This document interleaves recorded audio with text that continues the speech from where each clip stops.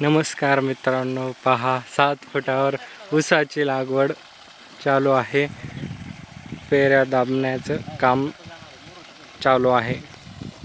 अशा पद्धतीने भिजवून द्यायचं पेऱ्या व वरतून चालायचं. फक्त